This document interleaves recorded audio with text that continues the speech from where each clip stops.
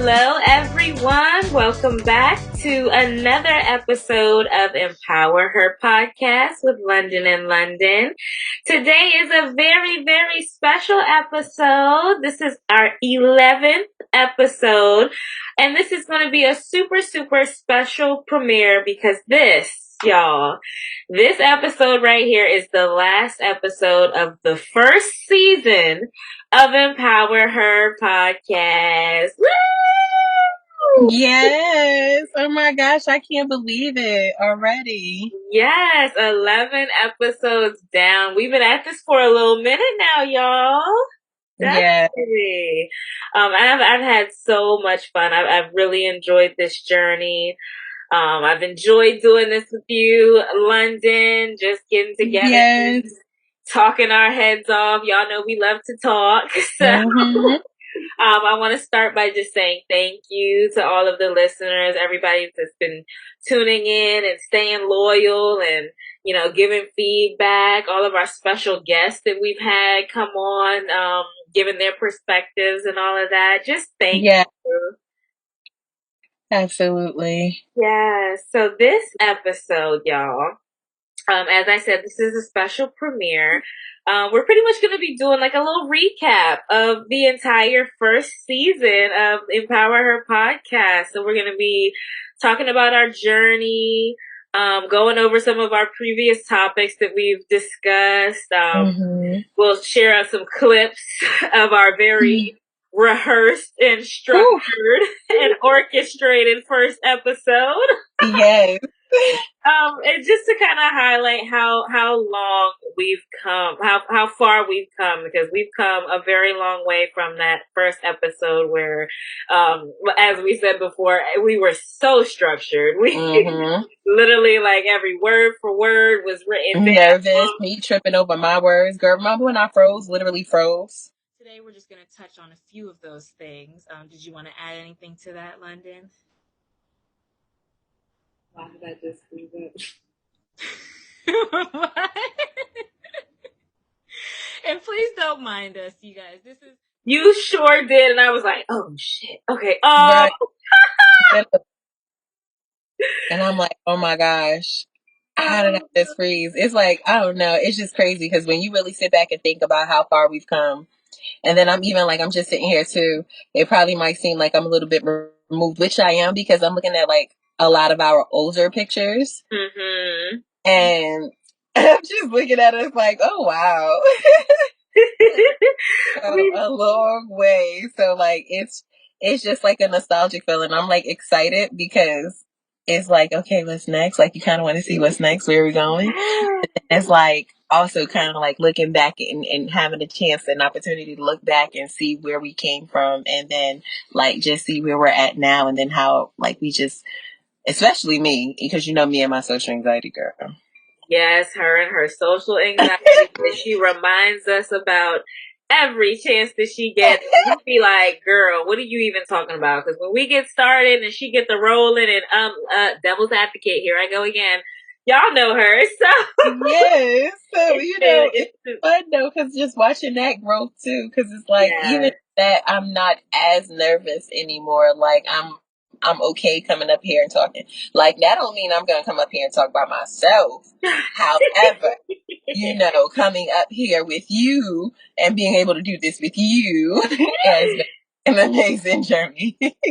Yes, it's definitely been an amazing journey.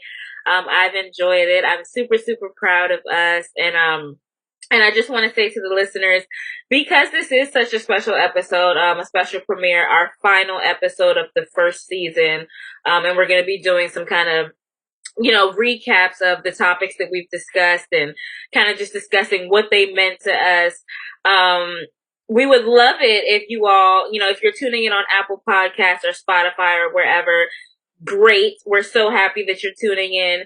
But for a special treat, make sure you tune in on YouTube to catch our behind the scenes footage of our journey, the first season, all of our little clips that we're going to show. It's going to be really fun to kind of just see the growth. So of course, if you're on Apple Podcasts or Spotify, you won't physically be able to see that. So really fun. And with our network and our podcast being, all about empowering women, we just want to highlight our growth and confidence throughout this first season, and as we've overcome, our own self limitations, like London said, her social anxiety and all of that. So yeah, it's going to be a special episode that we're super excited about. So I guess we can pop it off with, let's do a little clip of our first episode. That first episode where we kind of came on, we just introduced ourselves and kind of some of what to expect out of season 1. So let's take a quick look at that. And our feelings and move forward into getting past that and healing from that trauma. So, I'm going to pass it over to London. And again, if you hear us saying, I'm going to pass it to London and I'm going to pass it back to London, that's because we both have the same name. My name is London, and so is London's name. So don't get confused. We're both London. But I'm going to pass it over to London, and she's going to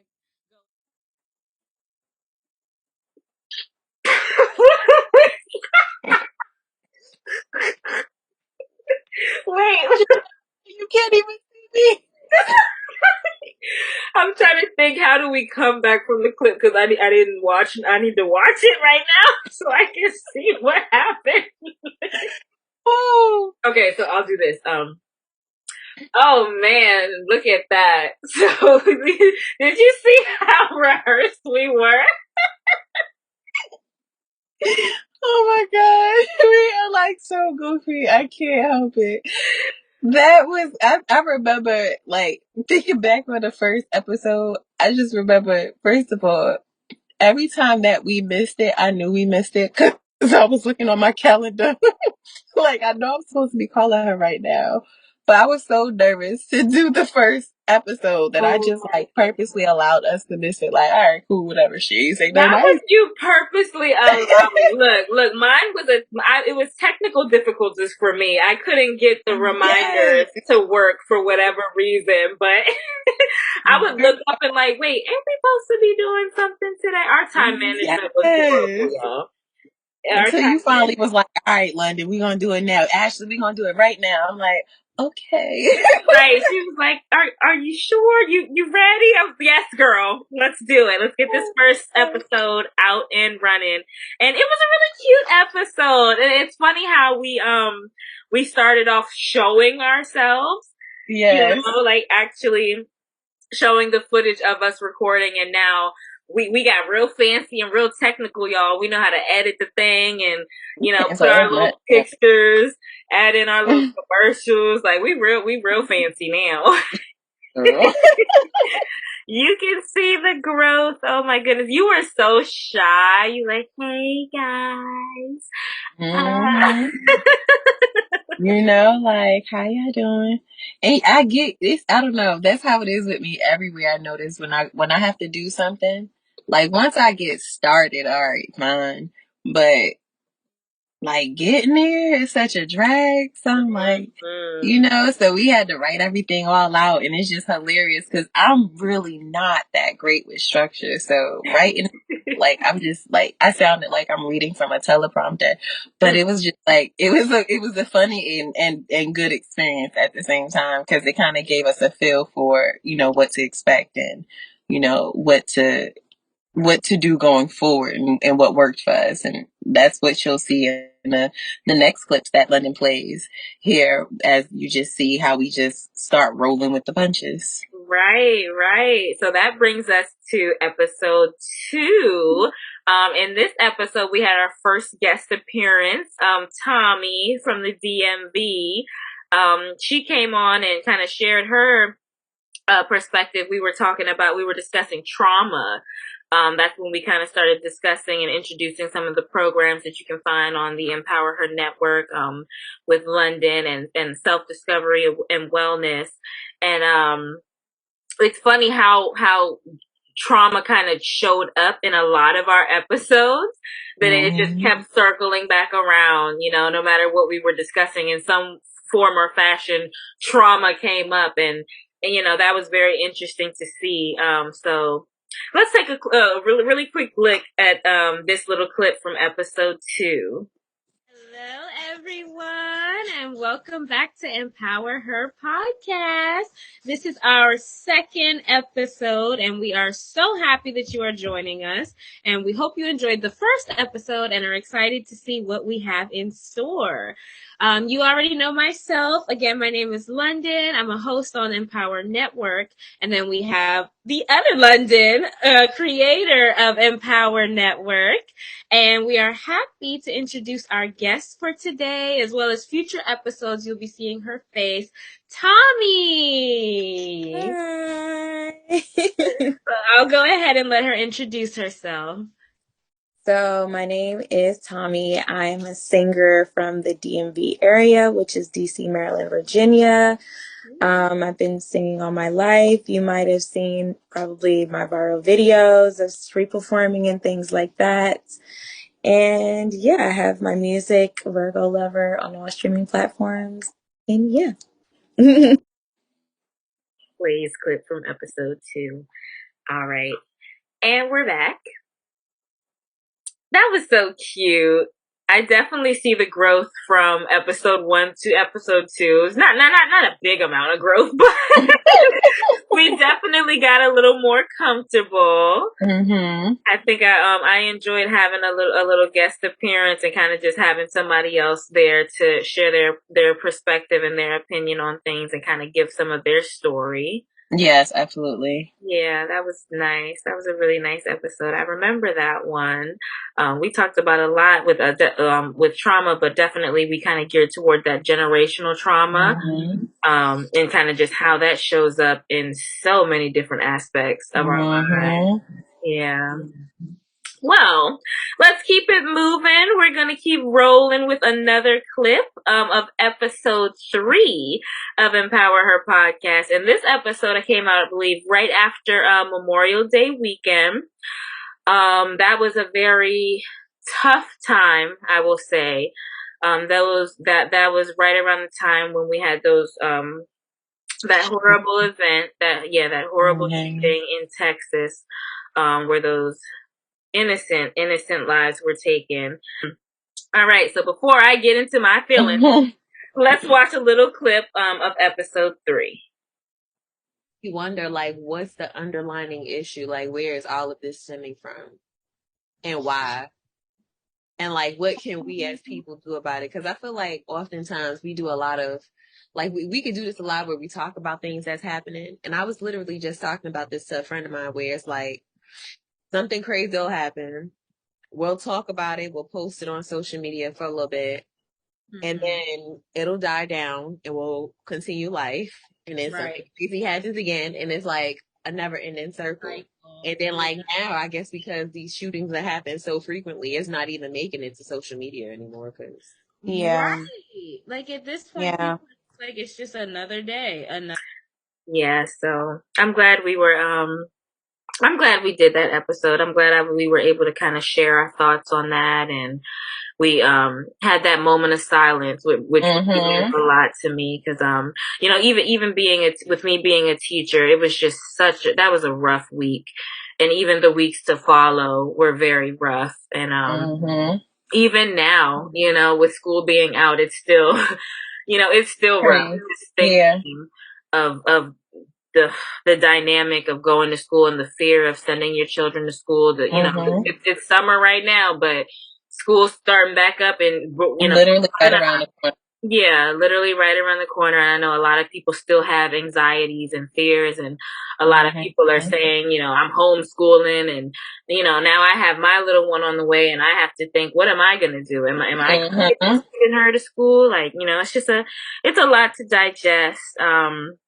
A lot to process, but I'm very happy that we have this platform where we were able to discuss it and, give that moment of silence. It was definitely appropriate, definitely needed. Absolutely, yes. Yeah. So on a lighter note, the following week, was episode 4 for Empower Her podcast. And that is when we discussed the strong woman syndrome. That was actually one of my favorite episodes, I believe. What do you think, Linda? Do you remember that one? Yeah, I do remember that one. And I like that one because I just honestly like playing devil's advocate because I like things from both ends. Yeah. But it's like, and then I remember because my dad says every time he talks to me, he thinks of that song, I'm not your superwoman. Mm-hmm. My dad was like, you're a superwoman, you're a super mother, you're like, you're da da. I'm like, attach that to me. He's like, what do you mean? Like, I was like, nope, because then you making it seem like I don't need help when I do when I'm tired. So, and this is really, I remember that episode. Yes, and this is really an episode that you have to tune into because if you just hear, a woman saying, "I'm not a strong woman," you might be like, "Oh, okay, I thought that's what y'all wanted," Mm-hmm. But you really got to dive into this episode and listen to what we're talking about and what it truly means to a Black woman to be labeled as a strong Black woman. Mm-hmm. How it kind of has that connotation that we can't have a soft life, those type of things, like. So take a look at this quick little clip that kind of dives into what we were talking about with that strong woman syndrome. Whatever it is that I got going on mentally, it'll pass. Not to, like, in other words, it's not important because I'm strong. Anything I got going on emotionally is not important because I'm strong. Anything I got going on financially is not important because I'm strong. And it's just like, just because I'm strong don't mean I don't want support. Just because I'm strong doesn't mean I can always hold your weight and not, and mine, and not have to, like, regurgitate some of this out so I can get it off my chest. Just because I'm strong, it doesn't mean that I don't need that support. Right. It's because I'm strong, I need that support, and I realize I need that support. You get what I'm saying? So I feel like it's a negative connotation when it comes to being a strong woman and then, being strong and then being a strong woman. Yeah. Yeah. Yes. I just want to snap my fingers to everything that was said. Because I'm not your superwoman. Hello. Can we play the song real quick? Oh God. So yes, that was episode 4. Moving on to episode 5.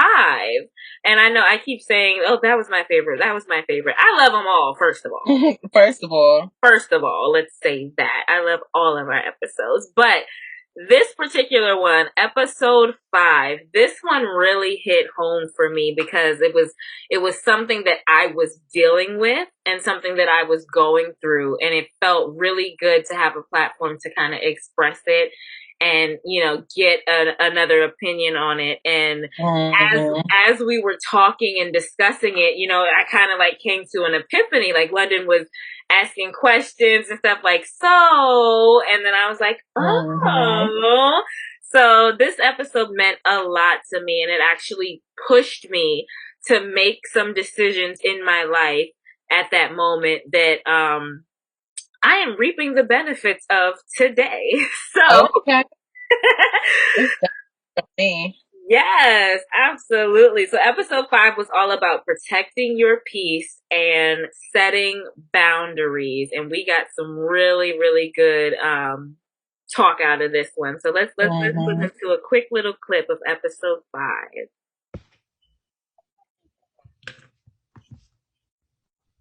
No, it's important because yes, it's expensive. Like when when you say yes to something, you are committing your energy, you're committing your time, you're committing your availability. And what happens is if you give out these yeses, and it's easy to give out a yes, there's instant gratification, people love you, you're a people pleaser, there's no conflict or whatever. But what happens when you're giving out so many yeses? And remember, you're a limited resource. You have a limited amount of energy, limited amount of time. You're limited. So if you're giving out all your yeses all day, every day, when something that you prayed for, when something that you worked hard for, when an opportunity shows up, you're out of yeses because you spent. Yes is currency. You spend all your currency on things that matter. So I think no is important. The only way that you're going to have enough yeses to win in life is if you give a healthy amount of no's. And here's another thing. The reason why I love no is because no will qualify a relationship. Because there's some relationships that only work because you always say yes. No is... Woo, Lord. No is important because yes is expensive. Yes is currency. And Touré Roberts told no lies when he said that. What do you think, London? I agree. Yes is expensive, and you have to be very mindful of who you allow in your space and also discern who you can allow in and out of your life so that you don't disrupt your peace. Absolutely. And we started with that little clip today by Touré Roberts because it really goes hand in hand with our topic for today.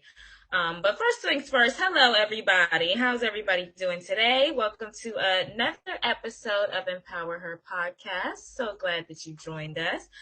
We have a really juicy topic today.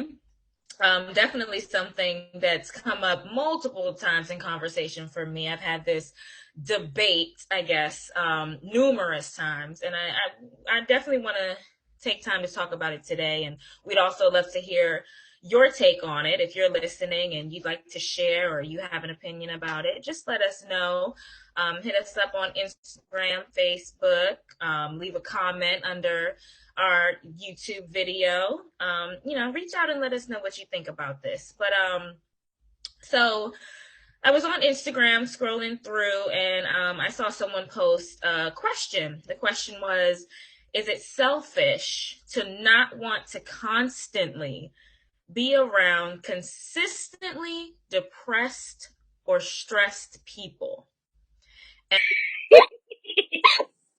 Why we play so much? Yes, protecting your peace and setting your boundaries. That was some of the best advice that I've ever been given. And I thank you again, London, for playing devil's advocate and kind of just pushing me to protect my peace and set those boundaries. Absolutely. Yes. Absolutely important. And I'm like a huge advocate of like boundaries, not just your outer boundaries, but inner boundaries, boundaries with self, like really know your boundaries. And I told somebody the other day, like also understand your carrying capacity. Ooh, yes. Like for real.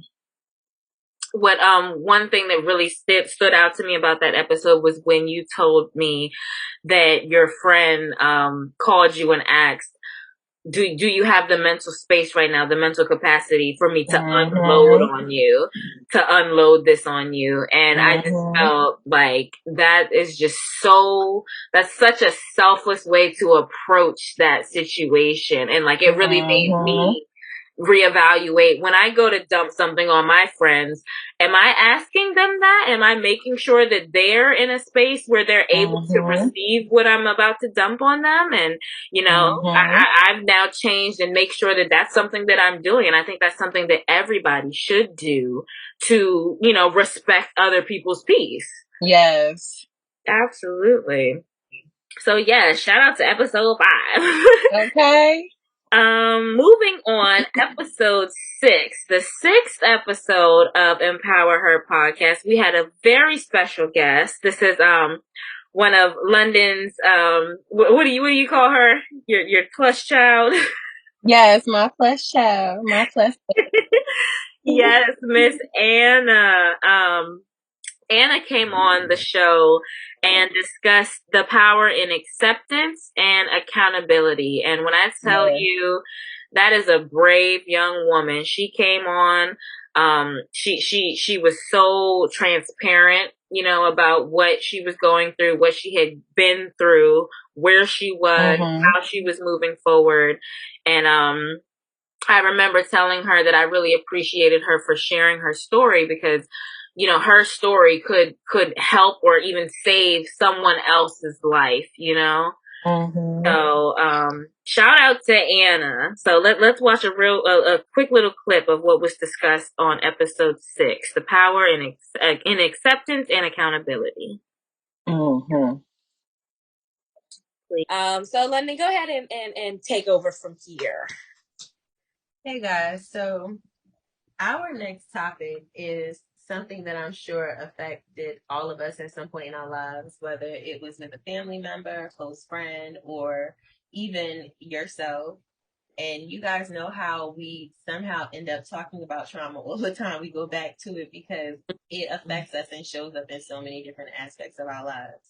So Anna decided to join us today, and I'm very grateful that she decided to join us today because it takes a lot of courage to talk about your own struggles and your own personal struggles, especially with addiction. And so, what I would love to talk about and love to hear from Anna is how it has affected her, her own struggles with addiction, where it stems from, to where she believes it could have possibly stemmed from. And then, just kind of dive into what she's doing now and how she's managing going forward. So, for Anna, I'd love to know, like, where is your mind right now, presently? Presently, I just attended my first support group session and it felt good. So that's what's really on my mind right now. Staying focused always. Moving forward. What felt good about your group? Talking. And it's a no judgment space. It's just women. It's a group of women and we speak about everything. Today we touched on grief. Tomorrow makes 3 years of someone's death that was close to me. And we spoke on that. Touched a lot of topics. Yes, Miss Anna, those wise words from Miss Anna. We truly thank you. Anna, if you're out there listening, we love you. We Yes. are rooting for you. We are so very proud of you. Absolutely. And we thank you. We thank all of our guests that came on the show and kind of spoke their piece and their story. And we're just going to keep the ball rolling. I think we have a couple more episodes to go over before we get to, all caught up with episode 11, which we're on right now. So that was episode 6. Episode 7, that was an interesting episode as well. That was the episode right after July 4th. And we discussed Juneteenth and Independence Day. And I remember I was using a lot of air quotes when I said Independence Day. And I really wish y'all could see her. Yes. I really do. Like, yeah, I really do. Every 5 minutes I was like, air quotes was up in the air. But no, for real, because Independence Day, as we discussed, that ain't our Independence Day. Okay. So, this was a really good topic, and I hope that y'all still remember. And we about to play it in the clip, but if you didn't catch it the first time around, I hope you catch it now. What we were discussing about holding on to them fireworks, until Juneteenth, so we can really set it off and show them what day is really ours. But it was a lot more to it than just that, as London said with her devil's advocate self. So Yes. Let's take a look at episode 7, Juneteenth and Independence Day. As we all know, yesterday was July 4th. Y'all should have seen the little quote she did with her fingers just now. Yeah, my bad. I forgot y'all can't see me. In quotation marks. In quote, July 4th, Independence Day. Or so they say it is. And I know that a lot of people should have an opinion about this, especially the Black community. Y'all know what I'm saying when I say, in quotation, Independence Day. Because independence where? Land of the free where? So this is just something that kind of came to my mind yesterday because we all know we love some fireworks. We love some fireworks. We love to pop them. We love to watch them. And I myself indulged in some firework watching yesterday. I wasn't popping nothing. And I made sure I was a little distance away just so that I don't disturb my little bundle of joy in my belly. We had a nice little view from Navy Yard. We found a nice little spot, my husband and I, watching the fireworks go off. And I'm just sitting there and I'm just looking at the fireworks. I'm like, oh, this is so nice. They're so beautiful. And, it just popped in my head, we was mad quiet on June 19th. Mm-hmm. And I looked at my husband and I said, you know what, babe? And we're in DC, so majority of the people that's out here popping fireworks right now are a part of the Black community. And I said to him, what if all these fireworks that's going off right now, what if we had bought these fireworks last year or even this year, saved them, didn't pop not a one on July 4th yesterday, but saved them until next year, until June 19th, and went the heck off? Like actually send a message that we are not going to participate in this fake Independence Day that we call July 4th, as we've done for so many years in the past. But now that June 19th is declared as a holiday, and it's the actual Emancipation Day, Juneteenth, the end of slavery in the United States in 1863. Why don't we, really take that day to do all the things that we do on July 4th? Let's get the cookouts going, get the fireworks popping, get the family together, celebrate, post, do this, do that. All the things that we do on this fake July 4th that we call Independence Day. Why not do it on our actual Independence Day? I said what I said, and I really hope that next year we see the strength, our strength, and of the Black community, and we're really heard on Juneteenth, holding those fireworks off until Juneteenth, until our actual Independence Day, rather than, still celebrating the white man's holiday. Mm-hmm. And, saying ain't no independence here, but I'm gonna still pop these fireworks because we all love some fireworks. But let's make sure we show out on the right day, y'all. Okay. Okay. So moving on again, we are now up to episode 8 of Empower Her podcast. And on this episode, we discussed Black men and mental health. And on this episode, we had advisor and mentor Richard Reed. Mr. Reed came on and gave us a really good intel of the Black man's perspective. Mm-hmm. And I think we were discussing just, Black men being expressive of their feelings and kind of how there's at times a connotation that they should not be expressive. Right. They got to be the rock of the family. They can't show their feelings and their emotions and that kind of thing. And London was really good at playing devil's advocate with that and kind of going back and forth with Mr. Reed. I really enjoyed that episode. So let's take a quick glance at episode 8, Black Men and Mental Health. Here we go. London and I kind of give our take on it. I want to hear from you, Rich, and just see what are your thoughts about this topic? First and foremost, it's definitely very controversial because it's like, there's not enough men that's going to actually speak up and say what I'm about to say. But reality is, it's the truth. Like growing up, I come from a single parent, who, whereas I have 5 brothers. And my mom was like my dad, like she held it down. Yeah. One thing with her, I want to say she never really knew how to be a dad.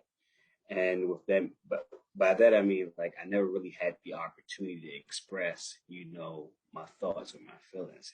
It's like every time I cried or every time I failed at something, there was never a safe place where I could go and speak to her and say, "Hey, this hurts," or I'm confused about this. It was always man up.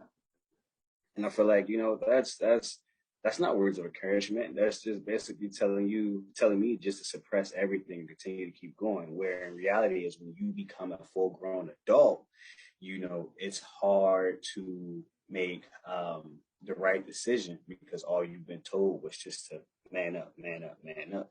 Right. What and an unpopular opinion is that men don't think off emotions; we think off logic. Reality is that's false. We keep our emotions bottled up for a reason, to the point where we don't realize that we are doing more damage to ourselves than to others.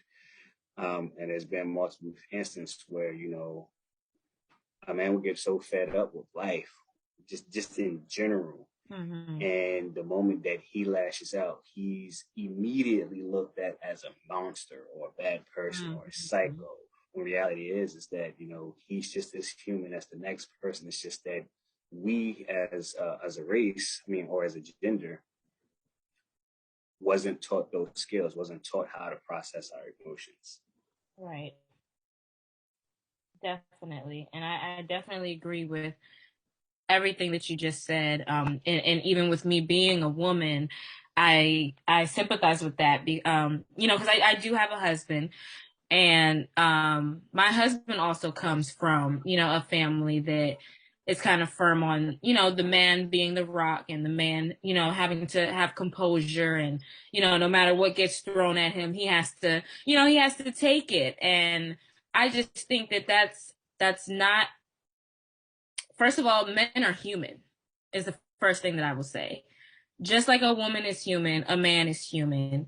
And just as a woman has the right to express her emotions and to feel, just in general, to feel emotions, I believe that the men should definitely have that same respect. And I like how you mentioned that, sometimes people look at a man as a monster, or he's crazy, or he's a psycho if he just, lashes out. But if we really think about it, and we trace what is going on here, if we're bottling up all these emotions, and a man is being told, hold your composure, don't lash out, don't do this, don't do that, eventually what's going to happen? Think about a soda can. When you keep shaking it, keep shaking it, keep shaking it, once that lid blows, what happens? It's going to pop. Exactly. So it's not right to tell them to keep bottling things up, and then when they do explode because they can no longer contain these emotions, now we're looking like, oh, this man is emotional, he can't control himself, he can't control his feelings, he's a monster. Exactly. Yeah. And I definitely think that just as women, when we hold things in, and our trauma and things that we go through, it's going to pop up when we lock it away, or we try to lock it away, only for it to pop up back again. And it's not healthy. It's definitely messing up your mental space, is what I will say. And that can be mental and physical. The effects of that, keeping things bottled up and not addressing your trauma, not healing from it, and not letting that pain go. It's very important to address it and not to internalize your feelings. And I think that it's not fair. Like you said, it's very controversial that it's okay for a woman, but not okay for a man to feel and to be human. And there's kind of this notion that you're weak if you're expressing your emotions, right? Exactly. I have a question. Yeah. My question, because again, I like to play devil's advocate. Here she go, y'all. Who said that black men are weak when they express themselves? Who said it? Society, black women themselves. You're too emotional. You're too sensitive. It's like, why do I got to be sensitive when I'm telling you, as the person of my liking, the things that you do or the things that take place in my life definitely affect me in a way where I don't know how to process it. If I'm coming to you and I'm telling you that, I expect, us to come together and try to work on it together. But in most cases, a lot of women don't want to hear that. It's, oh, just be a man. Go do what a man do. Go act like a man. Go do whatever it takes that man do to get it out their system. It's like, what does that really mean? But could it also be the women that, in that sense, aren't really I want to say, how can I say it? because the reason why I ask is because it's like when you say like society don't accept Black men being emotional or vulnerable. What about when a Black man gets with someone and the woman is encouraging them to heal, and then they still choose not to heal because of whatever reasons, because they feel like they're gonna be looked at a different way, or they want to fit in with their friends and stuff like that. So is it society that tells Black men that they can't be vulnerable, or is it the fear of vulnerability that stops Black men from being vulnerable? A really good episode. I enjoyed that one. Yeah, I did too. I think that was the first time that we actually had a male on the show, and I know that you know we mainly gear this show towards women, so it was really nice to kind of discuss the Black men and pour into them. Yeah, absolutely. Yeah, I really enjoyed doing that and getting his perspective. That was really really nice to see. And he's also he returned on what was it, episode 10. I think we're going to get to that, but he returned, and we were discussing another issue that kind of had to do with Black men, and it was really nice to have him there and get his perspective once again. But before we jump to episode 10, let's move to episode 9. That was the episode that we spoke about the state of Black culture, and we discussed and y'all can't see my air quotes, but I'm doing air quotes. Here we go. The I don't need a man syndrome. That was the episode where I think it was Bishop T.D. Jakes. There was a sermon kind of circulating on social media that he had out, just kind of discussing how the Black culture is messed up, and women are trying to be independent and saying that they don't want a man, but then they're out here looking for a man, and they don't need a man. It was a lot with that one. It was a lot to unpack with that one. And London did so well playing devil's advocate because yes, and I kind of was going back and forth with her, and we left the episode 9 with at a cliffhanger sort of, because we were discussing it so deeply, and then we ran out of time, and I posed one final question at the end, and then that's when we brought part 2 back in episode 10. So this one was a really really juicy one. So let's dive into a quick clip of episode 9, the state of Black culture. I went out with my best friend Tina. We got to get dressed up and stuff like that, and we went to, I'm trying to figure out where. It's a steakhouse, and it's next to the Char House in Weehawken, and it was really nice. So we went over there, and it's by the water. Yeah. So we got to take some really nice pictures, and then we just caught up because she works 1,000 jobs, and then so we got to catch up or whatever, which was really really nice to do, sitting there with her for a while after we ate. And then, girl, now I'm just trying to catch up. I'm tired, but I had fun. And I went out with my other friend yesterday too. We went out to eat last night. So basically, everybody been trying to feed me. That's what it sounds like. It seems like you've been eating and sleeping, which sounds like the perfect birthday to me. You know what I'm saying? I don't see nothing wrong with that. I'm glad you enjoyed it. It definitely sounds like the perfect birthday to me. Speaking of birthdays, and if y'all don't know this is the reason why me and my girl click so well. Okay. So first of all, we both part of Leo gang.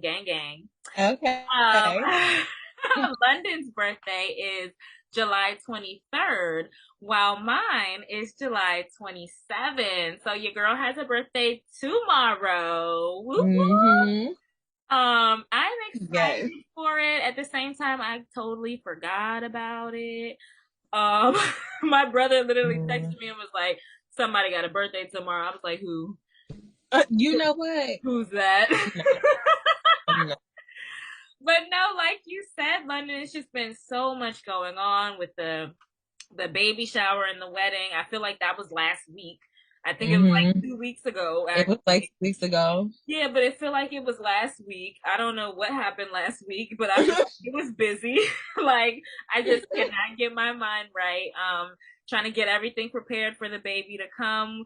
And the love is still there because I'm just hugging you just as tightly on your wedding day. Exactly. And new life into this world. Oh. And so just like young little girls, just like, you know, navigating this little world, this scary behind world into these like full grown ass woman. Yes. And girl, 3 kids. I don't know who told me to push out 3 babies and my extended child.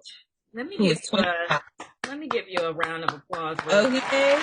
And then now you have this new life that you're bringing into the world. And it's just like everything is coming full circle. And I'm just sitting here watching everybody because, of course, like I'm older than y'all. And I'm just like, wow, y'all are getting old. This is crazy.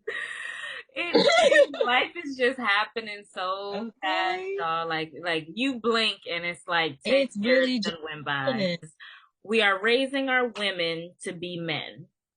Stop bragging about how much you don't need me and then wondering why I shy away. So these are Bishop T.D. Jake's words, and it comes with some other words as well that you're gonna hear. So before we get into it and start talking about what we're gonna talk about and kind of giving our take on it, I'm gonna play this little clip for you. This breaks all sociological orders of the culture we're living in now. Because we're raising up women to be men. And you are not applauded for your femininity. You are applauded in the contemporary society by how tough, rough, nasty, mean, aggressive, hateful, possessive you are, and you are climbing the corporate ladder, but we are losing our families. I know you can buy your own car. I know you can buy your own house, but until you create a need that I can pour into, I have no place in your life. So stop coming home bragging to me about how much you don't need me and wonder why I shy away. Talk back to me this morning. All right. So you want to start, London? I don't know. Like, Miss Devil's Advocate. You know, like, cause I hear him and I hear him loud. Right? And I hear him so loud. Like he is loud. I hope that wasn't too loud for y'all. No, but it's not loud in that way. Loud in the way where it hit a nerve because I see on both ends. Cause I remember growing up, I was like, you know, I just wanted to be in a position where it wasn't even so much of me not needing a man. I didn't want to need anybody, you know, for that matter. But then, like, also after I got grown, you know, thought I was grown and started having babies and stuff, I wanted to be in a position where I didn't need a man because I was picking the wrong men. But that's another topic. So anyway, I wanted to be in a position where I didn't need a man. And, you know, so I will say that did motivate me to go all the way through college and finish college. And like that did motivate me throughout whatever career I chose, even though it wasn't the career that I wanted because I was looking at the money aspect of it so that I didn't need that man opposed to looking at something that like I genuinely wanted to do. So like at some point, you know, I was a little bit off a path, but that's fine. And then now I'm on the other side where it's like I understand where he's coming from only because I've had some time to mature. And then it's like I understand that I think, and this goes for this goes for both ends. Like if I'm with my partner, I want my partner to feel needed, right? I want him to feel wanted. I want him to feel needed. I want him to feel valued. I want him to feel respected and things of that nature. So, like, obviously, you know, at our big age, we know we can take care of ourselves. Right. So we have to go around boosting about how we can take care of ourselves. And then if we want a partner is someone that you're supposed to do something with. So if you're talking about what you don't need and how you can do it for yourself, then how can I be your partner then? What am I here for? Right. And then especially as a man, and not to say like, you know, men just have a higher value or anything like that. But as a man, you don't want to hear a woman telling you like, I don't need you. Like you want to feel needed by your woman. That's just like you don't want to hear a man say, I don't need you. You want to feel wanted by your man. So I don't necessarily think that would be the best message to send out to our youth, especially not to this youth, because I think they take it and drag it. Right. Like I think that that whole term needs to be definitely changed and looked into and like explained when they're using that whole "oh, I don't need a man," because you're sending the wrong message, in my opinion. Okay. And I definitely there are some spaces where I agree definitely with what you're saying, with what TD Jake said, and then there are a lot of areas where I'm like, I don't know about that. Yes, that was a really, really good one. We were going back and forth, girl. Yeah, we were. We were. We were. I was like, but Because my thing with like, and I agree with everything that you guys like, talked about or whatever. But me, I just always like to hear like the other perspective and the other side of things. And Mhm. then sometimes I feel like too, we like to like put we like to insert words that aren't there Yeah. based on thoughts or views or our own feelings. And I think it's important to challenge those thoughts and go a little bit deeper with those thoughts and figure out like, all right, is this something that you genuinely feel? Not to say your feelings aren't genuine, but that's something you genuinely feel, or and is it coming from a safe space, or like you know, is it something that's relatable and it's kind of triggering you in a way, and now you're reacting in that sense. So that's why I always love playing devil's advocate, because it kind of gives you, the sense of looking at it from both sides or both perspectives. Right, definitely. And I enjoyed, and I was very happy that you were there to kind of challenge everything that was being said. And I think the biggest thing that we took away from that is it's not what you say, but how you say it. Mm-hmm. And as we said, that episode got really, really juicy, so much that we had to carry it into episode 10. We did Mm-hmm. a part two of this episode. And that was a very special episode because we had two guest speakers come on, and they kind of went toe to toe. We had a woman's perspective and a man's perspective. And, that was very interesting to just kind of see them, playing off of each other. And I feel this, I feel this. And it was a very interesting episode. So let's take a look at a really quick clip of episode 10. I do have thoughts. I think so. I'm so glad you asked this question, because I think first and foremost, it's so irresponsible and intellectually bankrupt for us to have this conversation as if there aren't so many factors that haven't gotten us to where we are, in 2022. Mm-hmm. So I feel like that's one thing that's another thing that just turns me off when I hear people make these blanket statements that place onus on people who are victims of societal systemic oppression. And so everyone in the world is experiencing these things, and somehow everyone in the world sees these things, and somehow, I don't know how, but somehow we continue to try to place onus on people within our community, in this case Black women. I don't know how people are talking about Black women having any kind of influence on the state of the Black family outside of being able to manage, name, address, and navigate their own trauma, and how that trauma bleeds onto the people they're responsible for, which in most cases is children. That to me is a conversation we can have, because that to me is something that people are in control of. They can't control their trauma, but they can control how they navigate it, whether or not they're able to do the work to like just push and move through it. But the part that was probably most disappointing about that piece that I saw was the lack of responsibility in terms of, number one, if nobody ever cared 2 years ago, so many things happened that required everyone to at least pretend that they cared. Mm-hmm. And so the reason I say pretend that they cared is because if you're doing the actual work, then you're coming into a place in your life where you're trying to understand how we got here. In terms of women, these conversations about Black women and the Black family, all these things existed before. I remember at Morgan State University, there was a person of a very controversial honey hotep dripping in castor oil and all the things, came to the campus to tell us how the Black family was dying, and Black women and abortions, and y'all are killing it, you're ruining us, and all those things. Yes. And so, and that was all the way back in like 2014. People have been having these conversations, and I understood why then people weren't doing the work, because maybe they were busy and caught up and comfortable. I feel like now at this point, there's no reason why you shouldn't be doing the work to understand why and how we are where we are. And in the case of Black women, right, you talked about climbing the corporate ladder. I don't even see it that way. I see it as you are trying to survive. Mm-hmm. I am just trying to live. I'm just trying to literally not die, not be killed, or not take myself up out of here. And a part of that is I go to this job, maybe because it keeps me okay. Maybe because getting up and going to this job is the thing that keeps me pushing every day because I have something I have to go do. Maybe I go up to this job because rent is due. Because I don't know about you, but up here in New York State, you can't not have a job and a scam on the side. Maybe people are going up to their job because kids have this thing where they like to eat food, and food costs money. So I don't see it as I'm climbing the corporate ladder and I got on a pair of pumps and I'm pushing through the office in red lipstick. I see it as I go up to this job and I laugh at jokes that are not funny that my boss makes because rent is due and I gotta eat and all those other things because I'm trying to survive. That's what survival is like for most Black women in 2022 if they have means and access to be able to even get a job.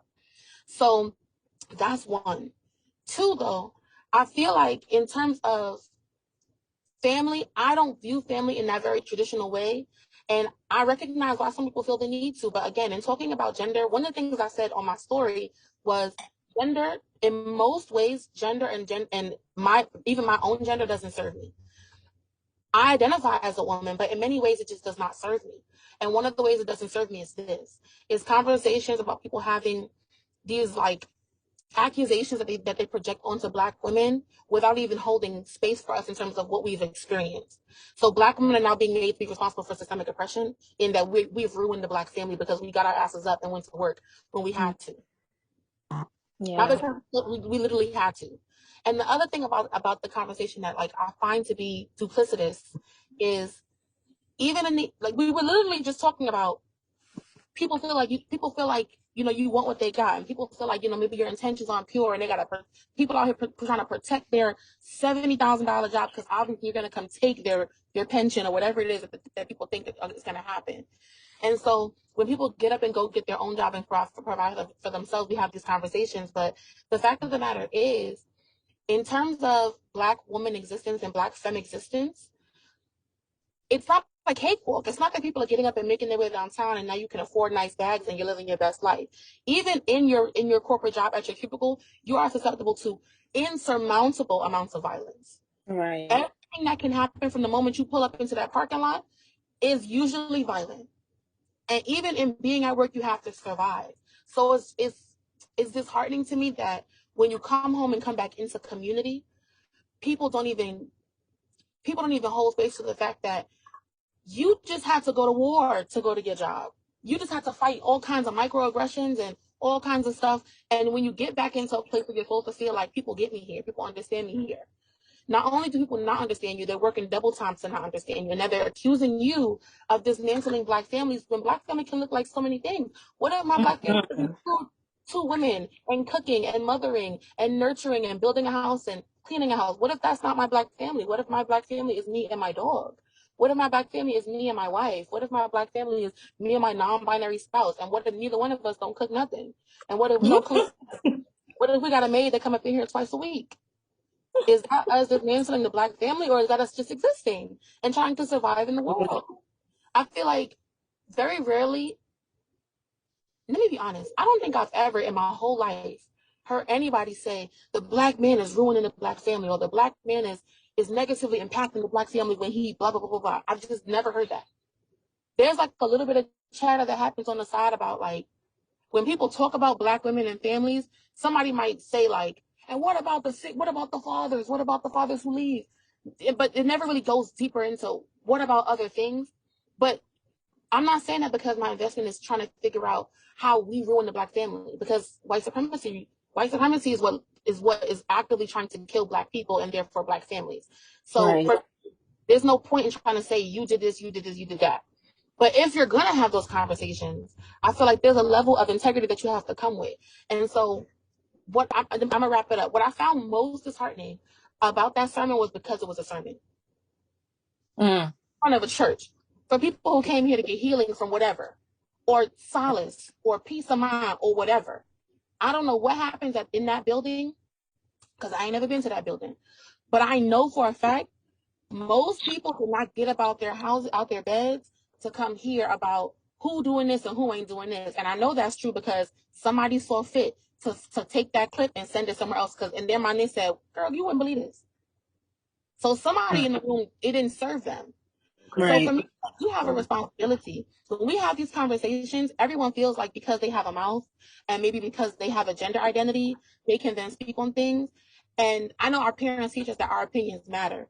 But when you are in front of a room and you're holding a particular position, I feel like your responsibility changes. So at the front of that room, there was a heightened level of responsibility. And I feel like if it wasn't a situation where you could choose your words in a way that was going to be careful, not it. But then that changes For various that literally changes the whole dynamic of the entire situation, because it's like, go back to your first statement where you said you've never heard anybody say, black men are turning the community to black homes. My question to you is like, have you actually stepped into like a fraternity or like a brotherhood and sat there in any of those meetings? I'm I not don't believe I don't believe you have, because it's like, I'm not a man. I can't get into a fraternity. right, so then you can't really say, I mean, then you can't, or I'm not going to say you can't, you shouldn't really worry about hearing that, because again, I still believe that what TD Jakes was saying was that he was just trying to hold the black men accountable for the part that they play in society. So, He Rich, wasn't trying to target anybody or single anybody out. I mean, it's like, I can't sit here and talk directly to, my boys, and I have my lady right here, and I'm saying some things to my boys, to bring them up, hold them accountable, and then feel bad because, I said something that my lady is not going to agree with. I mean, it's not for her to agree with, because, we men, we have a different role or a different set of expectations, in society. So it's like, I can't sugarcoat what really needs to be said, because it's going to hurt or affect somebody else. So I don't think that, he should be accountable for hurting somebody else's feelings. We can't control people's feelings, because feelings are definitely, one, unpredictable, and two, temporary. So it's like, it started in 2008 when Obama definitely signed that bill for same-sex marriage. That was also the same time where the Me Too moment. Yes, episode 10, part 2 of the I Don't Need a Man syndrome. That was a really good one. Yes. I really enjoyed that. I did too. I really did. That one was juicy. It was fun to kind of watch them go back and forth and just get those two perspectives, definitely. Mm-hmm. And I still think that the big takeaway from that is, as we said before, it's not what you say. It's how you say it. There we go. Yes, how you say And it. that brings us full circle, y'all. That was our 10th episode, and then here we are today, with episode 11, the last episode of the first season of Empower Her podcast. So right now, I'm just going to give us a little round of applause. Okay, yes. Okay, end of season 1. I'm very, very excited and just super, super stoked for season 2. So before we close out, y'all, and we just want to thank you for taking this little journey with us and seeing watching our little clips and seeing the growth. It's the growth for me. It's that part, yes, absolutely. Yes. So, we're just gonna set some expectations for what to expect for season 2, y'all, because we are so happy y'all been hanging in with us and tuning in, staying tuned, and we have so much more to come. Some fun things. We have some retreats coming up. I started with that one because that's the one I'm most excited for. No, you and me both. Yes, absolutely. We're not going to give too much because we want you to stay tuned, but just know season 2 is about to be lit, y'all. So we have some retreats coming up. We're going to be discussing some things, healing and overall wellness. Some topics that we'll go over is self-confidence, improving your mindset. London has some upcoming mastermind courses that are coming through the Empower Her network. Those are going to be really, really awesome. So make sure you stay tuned for those. And just so much more, you guys. We don't want to give you too much, but just know it's going to be lit. So make sure you stay tuned. Did you want Yeah. to add anything, London? Girl, you know how you always be closing and opening stuff and then asking me if I want to come in and say anything. What am I supposed to say? No, but like I'm extremely excited, and I'm really excited about season 2 and just everything that we're going to talk about, and just seeing how far we've come, and just getting to be able to unpack more and go a lot deeper than what we were able to do this season.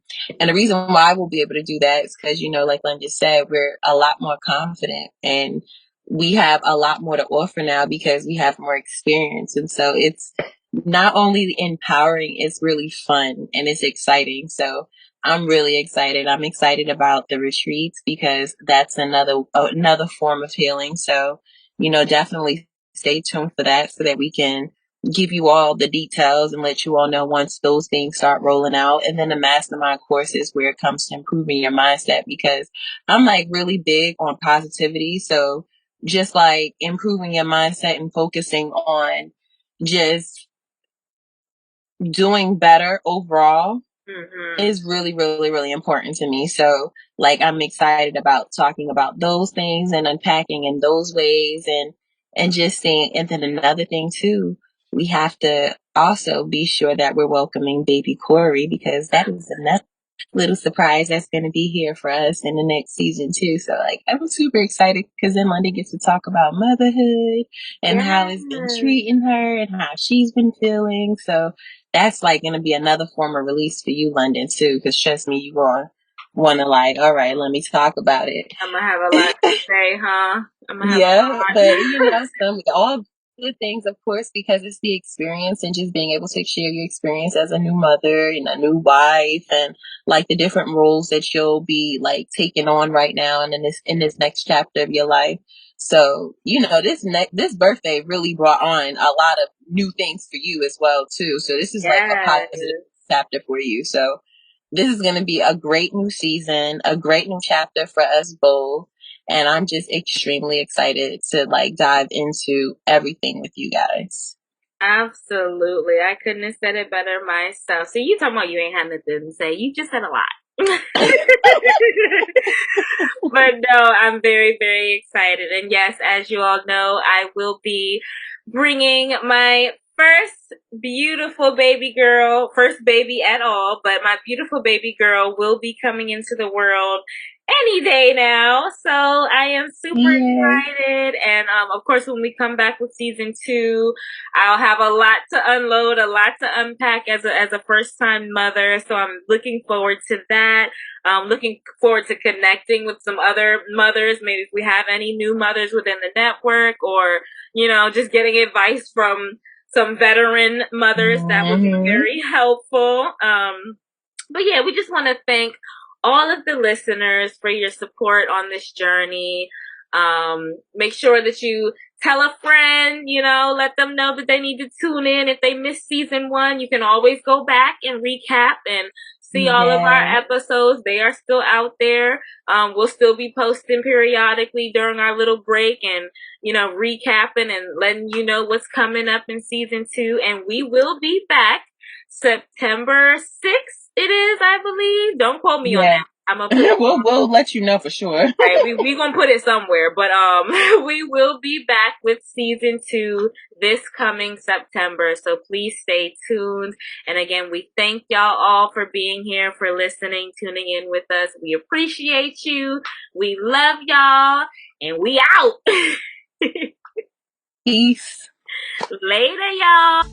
Hi, London. I appreciate you.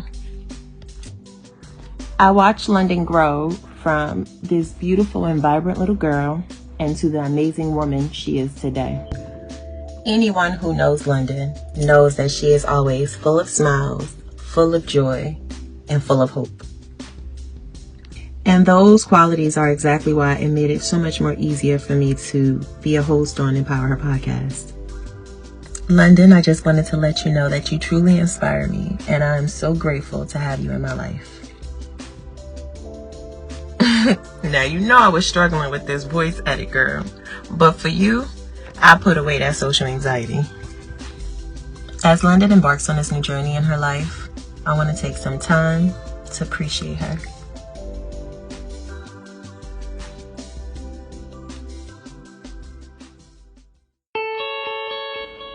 Guys, well, not too long after that, London gave birth to baby Corey. And oh my gosh, she is just so beautiful. So here is a sneak peek and a quick look of London as she go throughout the weeks of her pregnancy and introducing baby Corey.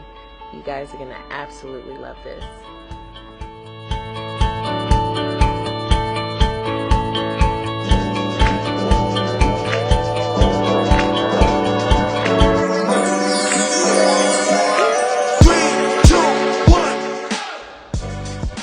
Hey guys, I hope you enjoyed season 1 of EmpowerHer podcast. We are so looking forward to season 2. You guys better stay tuned. Make sure you subscribe, like, and comment below, and let us know how you enjoyed season 1 of EmpowerHer podcast. Until next time.